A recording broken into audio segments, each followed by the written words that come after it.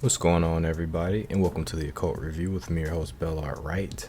And today we're going to get right into it with the Dragon Ball Super Manga chapter review. This will be chapter 65, titled Son Goku Earthling. Again, written by Akira Toriyama with art by Toyotaro. But we all know Toyotaro is doing much more of the writing than he is apparently getting credit for. But today, Viz decided to take a big dump because it was apparently overloaded. And so I wasn't able to check out the Viz chapters, but typically I'm not able to check them out right away anyway. But thankfully, the Twitter user Ken Zyro, who's a huge Dragon Ball fan, he provided a link to the Manga Plus site, which is mangaplus.shueisha, which is mangaplus.shueisha.co.jp, and then you can from there you can find the Dragon Ball Super chapters. So I'm reading it from here. The formatting is a little bit different, but I actually like this because it's easier to follow. It's just a page long.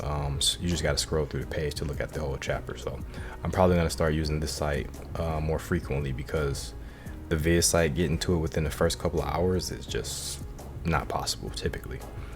But anyway, I guess one more thing I'll address is that I didn't have a review of the last chapter, and that was because the last chapter was just one big fight with not much occurring in it, so I didn't figure my commentary would add much to it. But yeah, let's go ahead and start with this one. The first panel we see here is with Krillin arriving to the battlefield and seeing Goku basically smoking Moro, and that's what Krillin says as well. Goku's mopping the floor with him, and he says that he guesses that he did need to bring the Senzu beans after all. And we have Goku using the Hakai on a rock formation. Apparently Moro is buried deep within this rock formation. And Goku's Hakai, I think it's Hakai. Goku doesn't say Hakai. It may not be Hakai. It may just be like a Ki, like an invisible Ki blast. But it's probably Hakai. I don't know. Anyway, he vaporizes the mountain, turns it into sand, and beneath the sand is Moro. Goku tells Moro to stand up, and Moro slowly rises up out of the sand, all beat up. He's missing a horn, missing an arm, scratched up, his abdomen's messed up, and he's looking for Goku, and Goku apparently disappeared, either using instant transmission or his incredible speed, his Ultra Instinct form. He's to the right of Moro, kind of behind him to the right. And this is where Krillin is standing, and Goku takes the Senzu beans off of Krillin before Krillin even realizes it. Gets back in Moro's face. He tells Moro, he says, "I will spare you if you agree to go back to the galactic prison and promise not to ever break out again." And Moro, in a classic heel move, he basically he promises that he will, very eagerly. It's kind of hilarious. He's very eager with it. He says, "Yeah, of course, yeah, just give me, yeah, just help me out, yeah." He says, "Yeah, you'll have no more trouble from me." And Goku pops him a bean. Non-ironically, a lot of people before the chapter came out, there were spoilers for about a week, I think, a week ahead of the chapter, and yeah, we've seen this panel of Goku giving him the Senzu bean, but some people thought this might have been ironic. They thought Goku might have had a ulterior motive for this. No, Goku is just being straight up here, and you're gonna see a lot of idiocy from Goku in this chapter. A lot of people were trying to give Goku the benefit of the doubt, but yeah, most people said Goku was an idiot, and those people who said he was an idiot was right. I myself, I wanted to hold off on judging things before I read this chapter, but the naysayers are pretty much proven right. But we'll continue. And forgive any background noise. I don't know what's going on with my neighbors upstairs. But anyway, we have Krillin pretty much speaking for most of the fan base. He says, but why? But why though? But why? Like, why are you doing this, Goku? And Goku explains what the Senzu bean will do, how it will restore his stamina instantly. And he says that Jocko will escort Moro back to the prison. I guess my neighbor's hammer or something. And Jack was like, "What? Say what?" Like, I didn't agree to this. Moro takes the bean, and everybody else is freaking out. Krillin and Jacko specifically. And Moro heals up. Hold on, something happened to my page here. I'm missing a couple pages for some reason. Let me go ahead and refresh. That's the one thing about this Manga Plus site, is a little bit weird. Okay, here we go. Got my pages back. Okay, and Moro's hand comes back, and he declares that the Senzu Bean is far superior to 7-3's healing abilities, which we know because 7-3 is using Piccolo's healing abilities. Yep, so the Senzu Bean is confirmed to regrow whole limbs, so that's something it could do, unless he uses it in conjunction with the Namekian healing, which I don't think. He didn't really explain it like that. And Jacko yells, "You didn't have to heal the scumbag." And Goku tells Moro to keep his promises. And Moro says, "Naturally, I'm grateful, Son Goku, but I'm afraid I'm not going anywhere, at least not until you die by my hand." And he launches another impaling strike with his hand towards Goku's abdomen. And apparently Ultra Instinct has a new functionality to it. It alters Goku's body so that, well, not just Goku, it alters any user's body to where it becomes hardened on impact. Like if you do manage to actually get through and attack a Ultra Instinct user, it will land against a very hard body, because I don't know how, but the way Goku explains it is, I'll just give you his exact words. Or no, Whis explains it. Whis says, "Well, Ultra Instinct is honed to this extent, the body will automatically grow sturdier as necessary." So yeah, that's something new it can do. It's kinda doesn't make a lot of sense to me, because honestly, the body was never the thing in Dragon Ball that was the thing that protected or that did damage. Like the thing that actually is doing all the work is the ki, the person's ki. So I imagine the ki does have something to do with this, but we're going to need further explanation, or it's just going to be poorly explained. Like, if I'm being honest, most things in Super, it's going to be poorly explained or poorly implemented. But the concept is interesting. It just doesn't seem to fit with the way the way things were set up previously in the series to how abilities work. Like, a body doesn't really do all this. It's the body combined with ki. But anyway, this is a new ability for Ultra Instinct that we know of anyway. And after Whis says what he says about the new ability, Beerus says, "Why is that idiot messing around like this? I told him to finish the job." And Moro's on the ground. His hand is like completely broken. Like, it's broken from basically the forearm down. It almost snapped in half. The fingers are all twisted up. It's really sick. I'm definitely going to show you guys that panel. And Goku declares Moro to be a sneaky coward. He bends down and tells Moro, "At your current strength, you could never hope to defeat me." And then, get this, he depowers himself to base form. And he asks him, "Have you ever trained?" And this is where we see that Goku, he's for sure unironic in his declarations here and his intentions. Like, we thought that maybe he was giving Moro rope to hang himself, but he basically wants another strong rival to fight with. Despite everything Moro has done so far, all the universal galactic suffering he's caused, Goku is being very dumb, and in his own way, unfortunately I gotta say this, Goku's being callous, because he's not respecting the lives that were lost by this man, by, trying to get him to, I guess, turn over a new leaf. I mean, it's noble to give somebody a second chance, but at this level, when these guys can wipe out entire universes, entire galaxies, planets, all that, and he's already wiped out so many planets, you cannot give this guy a second chance. Like, this is a whole new level of power. So I'm continuing this thing where I'm thinking Goku is a very irresponsible wielder of his own power. So anyway, that's a different story. That's a tale for another day. We'll go over that in a different video. And to Goku's question of have you ever trained, Moro says, "I have not, obviously."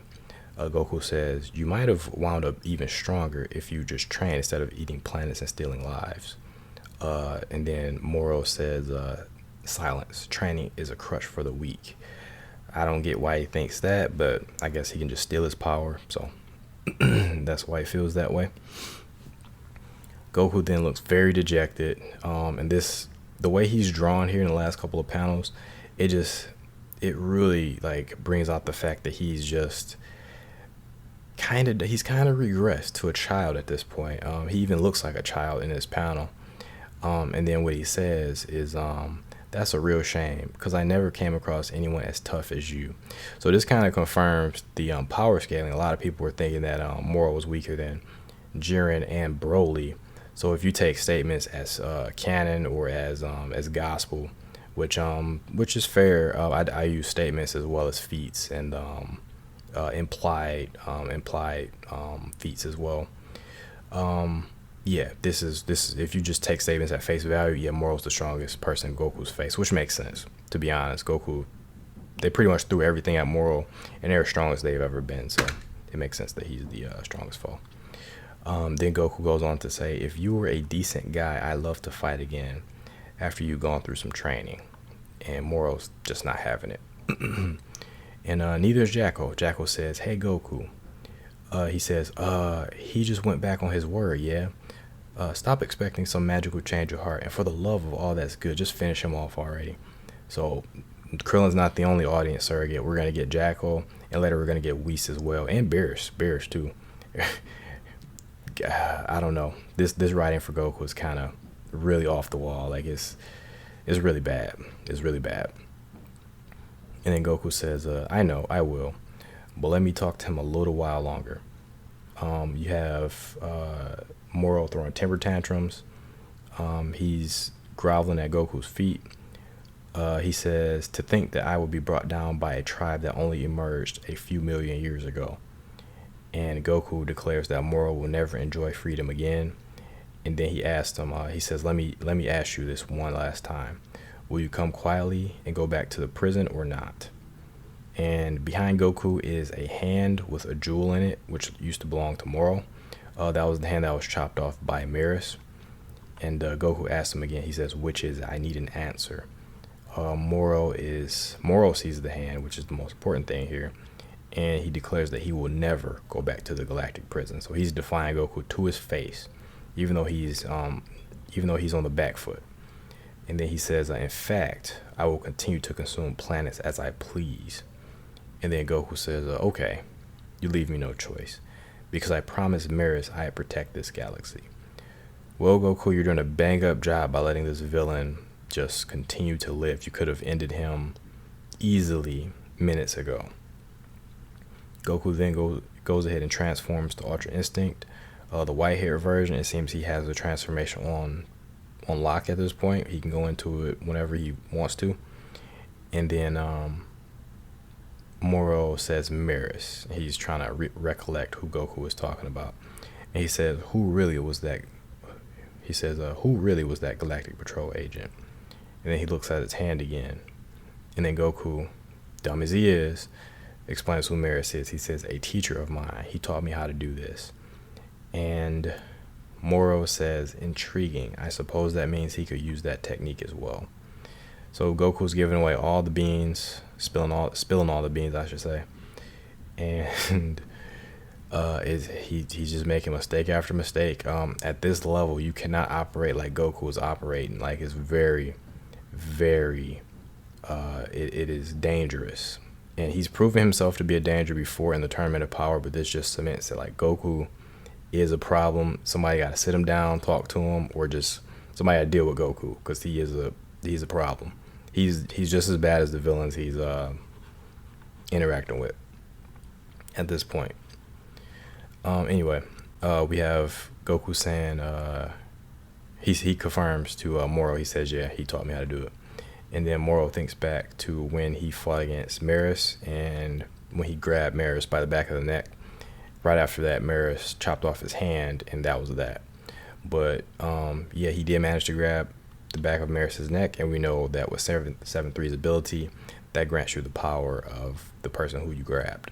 And then Moro recalls his severed hand, and he reattaches it to his current hand.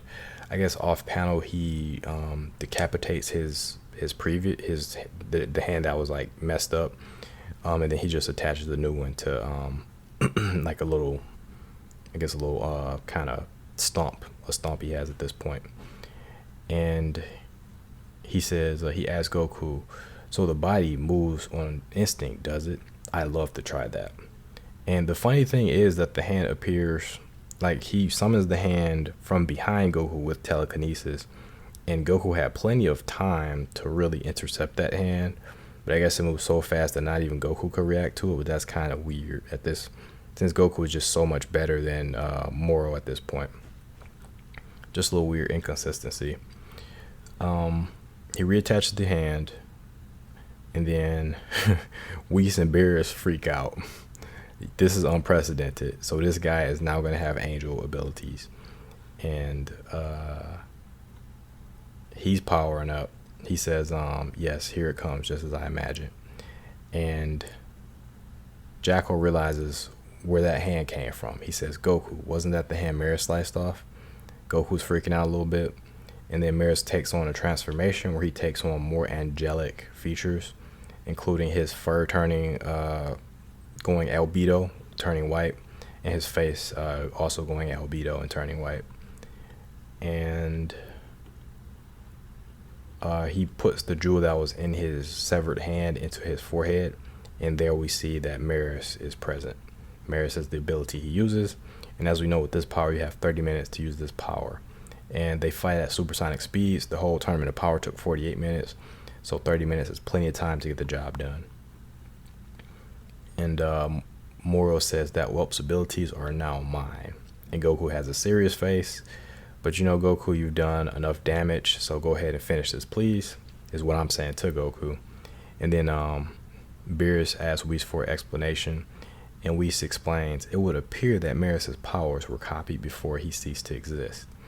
And Beerus is even more pissed off. Again, he's another audience surrogate. We have all the audience surrogates in panels back to back. We have Beerus, Whis, Krillin, and Jocko. And then again, just like he's one of us, Beerus says, can't stick the landing to save his life. And this is in reference to Goku. And Krillin says, we're done for. Jocko says, are you kidding me? Just like us, he's saying, are you kidding me? This is why I told you to finish him off. So Jocko is us. Jocko is us. And this is going to give him, he's going to have a lot of love from the fans for being the voice of reason here. Unfortunately, he couldn't get through to Goku before this. And right after, we have an Ultra Instinct fight. Some pretty good panels of Moro fighting Goku. We have Moro starting off with a big punch. And he says, prepare yourself, son Goku. Goku blocks it. They go into fighting stances, both with the white hair. They go charging in for a big punch. There's a really cool panel of Goku. I'm going to show you guys this one. It's a white background with Goku doing a very athletic fighting pose. And because they're clashing with tremendous power, Whis teleports Krillin and Jocko from the battlefield. Another cool panel of Moro. They clash fist like Beerus and Goku did in the first anime arc of Battle of Gods, and this thing explodes the entire area. Probably, I don't know, probably a city. It's not much of a feat compared to, you know, something in Dragon Ball or something like that. It's about the diameter of a city, it looks like. At most, probably a state. I don't know. It's not very large because you don't see any water around, so it can't be like continental. But it's pretty large. It's about city. Just them clashing fists. And produces a lot of destruction. And Whis puts himself, Beerus, and Krillin and Jocko inside of a barrier. Krillin thanks Jocko, or Krillin thanks Whis, and Whis says of course. And we have Goku and Moro floating in the air.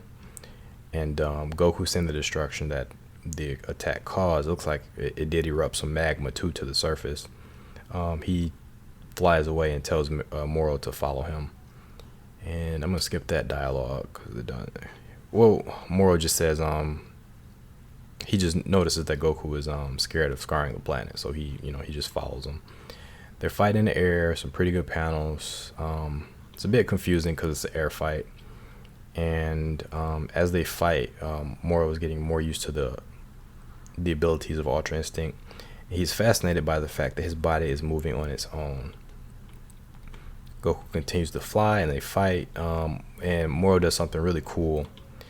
He uses his magic actually to create some clones of himself, and he thinks that Goku is going for a contest of speed, and he says useless because our abilities are evenly matched, which is interesting.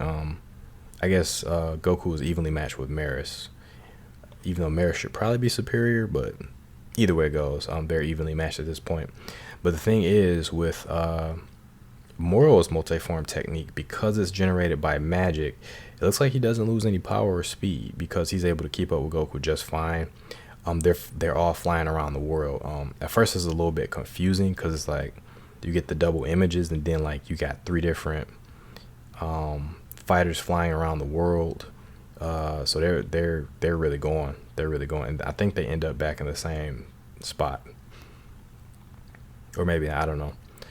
But anyway, Moro does manage to tag Goku, and he tags him. It looks like he ends up in the same area that Raditz landed when he first got to Earth. It's like that same sort of mountain area with the trees. And yeah, Goku hits hard, and then Moro explains, I also have my magic, which gives me a leg up. And Goku says, you think so? Try a little bit harder. And Moro is upset because Goku is still so calm. He wants Goku quaking with fear. But Goku just goes, he attacks him. They fight a little bit more. And Moro's body is doing just like Goku's. It is reacting on its own to become tougher as Goku attacks. Goku's actually landing some pretty good attacks against him, some really strong attacks. But of course, with Ultra Instincts, this new ability it has, Moro's able to mount somewhat of a defense, and his body actually, his arm becomes really huge, like ridiculously huge. And it looks like he's going for Luffy's attack, the Gear 3 attack with the big punch. And Goku dodges, he kicks Moro. His body takes a lot of damage again, and it expands because I guess the angel energy is expanding it. And Krillin and Jackal are wondering what's up with Moro because Moro's growing really huge. Now he's really getting huge. And Whis explains that his body is swelling in an attempt to contain the angel power that now courses through it. And Beer says, yeah, that makes sense. Godly power like that is nothing to sneeze at. And yeah, Moro's getting bigger and bigger. And some people already thought that Moro was like taking too much from the Cell arc already. And I can see people complaining that this is another thing that they steal from the Cell arc because Moro gets really, really big. Which I can see that could be a valid criticism. But the thing is, this fits with Moro's whole theming because he's all about gluttony. So at the end of the day, once you engorge yourself on a lot of food like Moro, you're gonna get fat, you're gonna get big. So this fits in perfectly with his gluttonous goat persona. So it's not really a Cell ripoff. You can see that, you can kind of look at it like that. I think it's fine if you do, because it is very similar. Like he gets really, really big, but I think it's more to I think it's more along the line of his goat motif, his motif of gluttony. Like this actually makes sense. And Goku says, Moro, remember what happened to your man Sagenbo? You're making the same mistake. And Moro really is. I'm surprised he didn't see it already. It says hubris, as you'll see, that's actually causing him to do this. And he says, I only mastered this technique after honing my body to withstand it. That's what Goku says. Goku then says, it's not something you can wield just because you feel like it. And Moro's hubris causes him to declare, he laughs at first, and then he says, how laughable, that you believe I have limits. Surely you recall how many planets I have consumed, how much life force. And Goku says, everyone has a limit, and this is yours. Clearly Goku is right in this case. And he says, abandon Maris' abilities or be destroyed by them. Moro yells silence, and then he goes tries to smush Goku. Goku dodges quite easily, and he's really messed up. Once villains get to this point, you know they're about to lose. Once their body's all messed up and weird looking and twisted. Think of anime Zamasu. Goku's easily dodging them. Hits Moro, takes him out, and Moro's like he needs a body that can endure this power. And Krillin and Jacko are like they're relieved that Goku's kicking ass, but Whis is like I don't know about this. And he tells Goku, he says, Goku, if you intend to defeat Moro, kill him this instant. Backing him into a corner past this point is unwise. Goku did not learn from Frieza. What an idiot. So this is I don't know who's keeping count. Is this dumb thing number 3 or 4 that Goku's done so far? So he didn't even learn, and like Moro's on the planet while Goku's in the air, so Moro could even just blow up the planet, just like Frieza did. It's ridiculous. Goku's being ridiculous. He didn't learn from anything. He didn't learn from Frieza, from Cell, from Buu, or from Frieza again in the second fight with Frieza, or Zamasu. He didn't learn from anything like that. And the ground starts to shake beneath Goku, and Goku asks Moro what he's doing, and Moro is like slowly sinking into the ground, and then he pops up behind Goku as a huge head and attempts to eat Goku in this really cool looking panel. And then he blasts him with this huge mouth blast, and he doesn't like destroy Goku, but his body seems to be forming around Goku, like in the rocks. You have his head, and then you have his 2 hands. It's a really sick looking panel. And then Goku's wondering what the heck's going on. And Moro says, I have become one with this planet of yours. Behold, I have done away with my limits. Krillin's like, is this seriously happening? And Whis shaking his head, basically. Just like the audience, he says, so it's come to this. Goku, what we know is that Goku done fucked up. But Krillin asked, what do you mean? Whoops. The thing popped up around. We're almost at the end anyway, but the border popped up around. Was trying to get rid of it. Okay, so Whis explains, in order to withstand angel power, he's made the earth into his body, which means that your planet now shares Moro's fate. Killing Moro will mean destroying the earth itself. And Goku's like, what? Super surprised. And Whis says, and beyond that, his swollen energy will detonate, possibly obliterating the galaxy. So him taking the earth as his body, you can count that against Goku. And then him destroying the whole galaxy, you can count that against Goku too. What a bonehead, what a colossal moron this Goku is. Moro just laughs, and he says, try me if you dare, son Goku. And Goku at the very end is looking very surprised, very idiotic. And that's the end of our chapter. Next chapter is going to hit on November 20th. But I've had my fill of Goku. I think Vegeta's going to come in and save the day.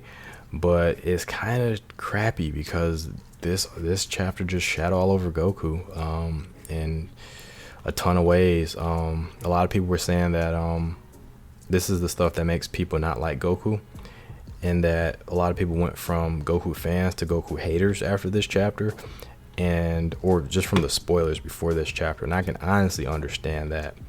Outside of the Goku shenanigans, if this was able to happen in any other way that wasn't as contrived, I actually wouldn't mind this set of events happening, because this stuff's kind of cool. Like him absorbing angel power, it being too much, and then him compensating for that power by absorbing the planet. I have absolutely no problem with like Moro's actions. Like everything Moro's doing here is actually really cool, but it's the fact that Goku allows him to get this far, which makes things it makes the writing of the entire chapter kind of funky, kind of off, and you don't really like it. So I think a lot of people aren't gonna like this chapter. Of course, there are gonna be some people who are contrarians who are gonna just like it because everybody's hating on it. But in general, I think the most people are not gonna like this chapter too much. For me, I'm like half and half on it. Again, the Goku half of things is ridiculous. Like, how can anybody be that stupid? How can anybody not learn from previous mistakes? How can anybody not separate like redeemable villains from villains who can be redeemed? And if he wanted to fight Moro so bad, how about he asked the dragon to reincarnate him as a good person later or something like that, like he did with Boo. He wasn't able to, you know, this is a whole nother level. This is like a galactic level threat, so he shouldn't be taking these types of chances. And you already seen what Moro was capable of previously. He's seen the genocide he caused on Namek. So I don't understand this Goku. I don't think Z Goku would have ever been this naive, despite him doing some pretty questionable stuff too. I don't think he would have been this naive. And even Super Goku knew when to kill the enemy previously, and he went for the kill several times on several different enemies. So I don't really get this. So me, if I was to give it a score, I would be right in the middle. I would be like 50 out of 50 out of 100, 5 out of 10. Because again, there is a lot of stuff to like about the chapter. Moro is really cool. The stuff with Ultra Instinct is pretty cool. Moro using his magic combined with Ultra Instinct, really fucking cool. But the Goku stuff just drag it down tremendously. So anyways, hope you guys were able to read the chapter 2. Maybe Viz is up by the time you guys get to this. But anyways, guys, let me know what you think in the comments below. Till next time, guys, peace.